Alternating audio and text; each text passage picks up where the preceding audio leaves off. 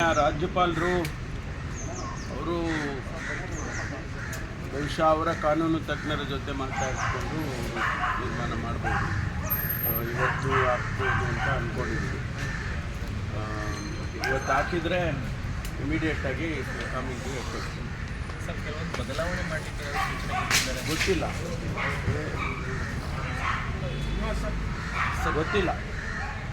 ಅವರು ಇನ್ನೂ ಕಮ್ಯುನಿಕೇಷನ್ನು ಸರ್ಕಾರಕ್ಕೆ ಬಂದ ಮೇಲೆ ಗೊತ್ತಾಗುತ್ತೆ. ಒಂದು ವೇಳೆ ಏನಾದರೂ ಚೇಂಜಸ್ ಕೇಳಿದರೆ ಅಥವಾ ಆ್ಯಸ್ ಇಟ್ ಈಸ್ ಅಪ್ರೂವ್ ಮಾಡಿದರೆ ಇಮಿಡಿಯೇಟಾಗಿ ಬರುತ್ತೆ. ಒಂದು ವೇಳೆ ಯಾವುದಾದ್ರೂ ಕ್ಲಾಸ್ ಬದಲಾವಣೆ ಕೇಳಿದರೆ ಅದನ್ನು ಇಮಿಡಿಯೇಟಾಗಿ ಮಾಡಿ ವಾಪಸ್ ಕಳಿಸ್ತಾರೆ. ಸರ್, ಮಹಾಲಕ್ಷ್ಮಿ ಲೇಔಟಲ್ಲಿ ಒಂದು ಕೇಸ್ ದಾಖಲಾಗಿದೆ. ಲೇಡಿಯವರು ನನ್ನ ಗಂಡನ ಆತ್ಮಹತ್ಯೆಗೆ ತನ್ನ ಮನೆಯವರೇ ಕಾರಣ ಅಂತ ಒಂದು ಕಂಪ್ಲೇಂಟ್ ಕೊಟ್ಟಿದ್ದಾರೆ. ಜೊತೆಗೆ ಆಸ್ತಿ ಕಬಳಿಕೆಗೆ ಸಂಬಂಧಪಟ್ಟ ಒಂದಷ್ಟು ದೂರನ್ನು ಕೊಟ್ಟಿದ್ದಾರೆ. ಆದರೆ ಮಹಾಲಕ್ಷ್ಮಿ ಲೇಔಟ್ ಪೊಲೀಸ್ ಸ್ಟೇಷನಲ್ಲಿ ಪೊಲೀಸರು ಯಾರೂ ಕೂಡ ಆ ಆರೋಪಿಗಳನ್ನ ಅರೆಸ್ಟ್ ಮಾಡ್ತಿಲ್ಲ. FIR ದಾಖಲಾಗಿದೆ.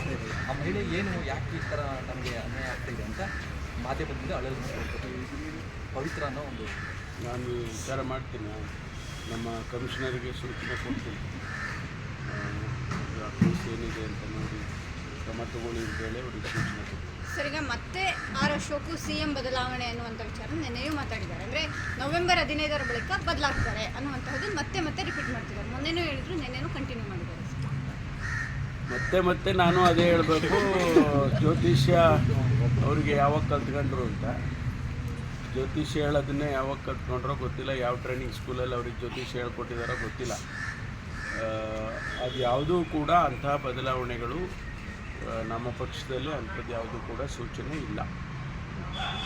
ಸರ್, ಇನ್ನೊಂದು ಸರ್, ಗ್ರೇಟರ್ ಬೆಂಗಳೂರು ಇಲ್ಲಿ ಅದು ಸದನ ಸಮಿತಿ ರಚನೆ ಮಾಡಿತ್ತು ಸರ್. ಇನ್ನೂ ಅದು ಸಮಿತಿ ಸಭೆಯನ್ನು ಮಾಡಲಿಲ್ಲ. ಇದು ಪಬ್ಲಿಕ್ ಹಿಯರಿಂಗಿಗೆ ಸ್ವಲ್ಪ ಅವಕಾಶ ಕೊಡಬೇಕು ಅಂತೇಳಿ 4-5 ಕಡೆ ಪಬ್ಲಿಕ್ ಹಿಯರಿಂಗಿಗೆ ಏರ್ಪಾಟ್ ಮಾಡ್ಕೊಂಡಿದ್ದಾರೆ. ಜನಸಮುದಾಯ ಯಾವ ರೀತಿ ಅದಕ್ಕೆ ಪ್ರತಿಕ್ರಿಯೆ ಮಾಡುತ್ತೆ ಅಂತೇಳಿ ತಿಳ್ಕೊಂಡು ಆನಂತರ ಅದರಲ್ಲಿ ಏನಾದರೂ ಒಳ್ಳೆಯ ಸಲಹೆಗಳು ಬಂದರೆ ಅದನ್ನು ಕೂಡ ಸೇರಿಸ್ಕೊಳ್ಳೋದಕ್ಕೆ ಅನುಕೂಲ ಆಗುತ್ತೆ ಅಂತೇಳಿ ಪಬ್ಲಿಕ್ ಹಿಯರಿಂಗ್ ಆದಮೇಲೆ ಅದಕ್ಕೆ ಸದನಕ್ಕೆ ಚರ್ಚೆಗೆ ತರಬೇಕು ಅಂತೇಳಿ ಯೋಚನೆ ಮಾಡಿದ್ದಾರೆ ನಮ್ಮ ಸಚಿವರು. ನೀವು ತುಮಕೂರು ಸೇರಿಸಿ ಕೂಡ ಗ್ರೇಟರ್ ಬೆಂಗಳೂರು ಮಾಡಿರೋ ಒಳ್ಳೆಯದು ಅನ್ನೋಂಥ ಸಲಹೆ ಕೊಟ್ಟಿದ್ದು. ಈಗ 2ನೇ ಏರ್ಪೋರ್ಟಿಗಾಗಿ ಹಸಿರು ಬೇಡಿಕೆ ಇಟ್ಟಿದೆ ತಮಿಳುನಾಡು. ಹಸಿರು ಮಾಡಿ ನೀವು ಅವರು ಹೊಸೂರಿನ ಬೇಡಿಕೆ ಮೊದಲಿಂದನೂ ಇದೆ. ಅವರು ಮೊದಲಿಂದನೂ ಕೂಡ ಹೊಸೂರಲ್ಲಿ ಇಂಟರ್ನ್ಯಾಷನಲ್ ಏರ್ಪೋರ್ಟ್ ಮಾಡಬೇಕು ಅಂತೇಳಿ ಅವರು ಪ್ರಸ್ತಾವನೆಯನ್ನು ಕೇಂದ್ರಕ್ಕೆ ಕಳಿಸಿರ್ಬೋದು. ನಮ್ಮ ಇದು ಏನಂದರೆ, ನಮ್ಮಲ್ಲಿ ಬೆಂಗಳೂರಿನ ಈಗಿರ್ತಕ್ಕಂಥ ಇಂಟರ್ನ್ಯಾಷನಲ್ ಏರ್ಪೋರ್ಟಲ್ಲಿ ಜಾಸ್ತಿ ಪ್ರಯಾಣಿಕರದು ಸಂಖ್ಯೆ ಜಾಸ್ತಿ ಆಗಿದೆ. ಹ್ಯಾಂಡಲ್ ಮಾಡೋದು ಕಷ್ಟ ಆಗುತ್ತೆ. ಈಗ ಚೆನ್ನೈಗೆ ಹೋಗೋದಕ್ಕೆ 35-40 ನಿಮಿಷ ಆಗುತ್ತೆ, ಅಥವಾ ಮಂಗಳೂರಿಗೆ ಹೋಗೋದಕ್ಕೆ 35-40 ನಿಮಿಷ ಆಗುತ್ತೆ. ಆ 35 ನಿಮಿಷ ಹೋಗೋದಕ್ಕೆ 2 ಗಂಟೆ ತೊಗೊಳುತ್ತೆ. ಅದಕ್ಕೋಸ್ಕರ ಡೊಮೆಸ್ಟಿಕ್ ಒಂದು ಕಡೆ, ಇಂಟರ್ನ್ಯಾಷನಲ್ ಒಂದು ಕಡೆ, ಆ ರೀತಿ ಏನಾದರೂ ಮಾಡ್ಬೋದು ಅನ್ನೋದು ಉದ್ದೇಶ. ಜೊತೆಗೆ ಇಂಟರ್ನ್ಯಾಷನಲ್ ಫ್ಲೈಟ್ಸ್ಗಳೇನು ಬೆಂಗಳೂರಿಗೆ ಹೆಚ್ಚಿನ ಸಂಖ್ಯೆಯಲ್ಲಿ ಬರ್ತಾ ಇದ್ದಾವೆ, ಅದಕ್ಕೂ ಅವಕಾಶ ಮಾಡಿಕೊಡ್ಬೇಕು ಅಂತ 2ನೇ ಏರ್ಪೋರ್ಟನ್ನು ಮಾಡಬೇಕು ಅಂತ ನಾವು ಯೋಚನೆ ಮಾಡಿದ್ದೀವಿ. ಬೇರೆ ಬೇರೆ ದೊಡ್ಡ ಪಟ್ಟಣಗಳಲ್ಲಿ ಆಲ್ ಓವರ್ ದಿ ವರ್ಲ್ಡು 2-3 ಏರ್ಪೋರ್ಟ್ಗಳು ಇದ್ದಾವೆ.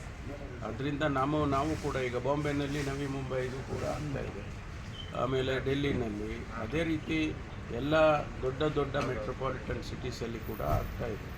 ನಮ್ಮಲ್ಲಿ ಕೂಡ ಜನಸಂಖ್ಯೆ ಆಧಾರದ ಮೇಲೆ ಮತ್ತು ನಮ್ಮ ರಾಜ್ಯದ ಬೆಳವಣಿಗೆ, ಅದು ಇಂಡಸ್ಟ್ರಿ ಬೆಳವಣಿಗೆ ಇರ್ಬೋದು, ಎಜುಕೇಷನ್ ಬೆಳವಣಿಗೆ ಇರ್ಬೋದು, ಹೆಲ್ತ್ ಸೆಕ್ಟರ್ನಲ್ಲಿ ಬೆಳವಣಿಗೆ ಇರ್ಬೋದು, ಇದೆಲ್ಲ ಆಗೋದಕ್ಕೆ ಅನುಕೂಲ ಆಗುತ್ತೆ ಅಂತ ಹೇಳಿ ನಾವು ಯೋಚನೆ ಮಾಡಿದ್ದೇವೆ.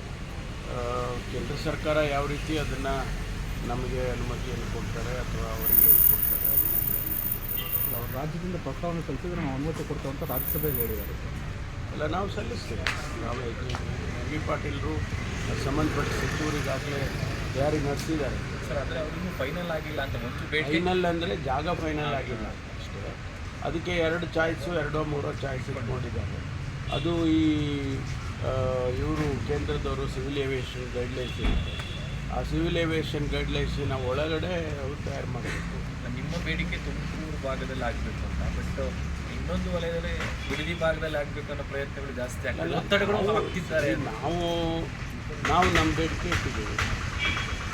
ಬೇರೆ ಬೇರೆಯವರೆಲ್ಲ ಅವ್ರ ಬೇಡಿಕೆಗಳು ಇಟ್ಟಿದ್ದಾರೆ. ಈ ಮಧ್ಯೆ ಟೆಕ್ನಿಕಲಿ ಯಾವುದು ಫೀಸಿಬಲ್ ಅಂತ ಸಿವಿಲ್ ಏವಿಯೇಷನ್ ಅವರು ನೋಡ್ತಾರೆ.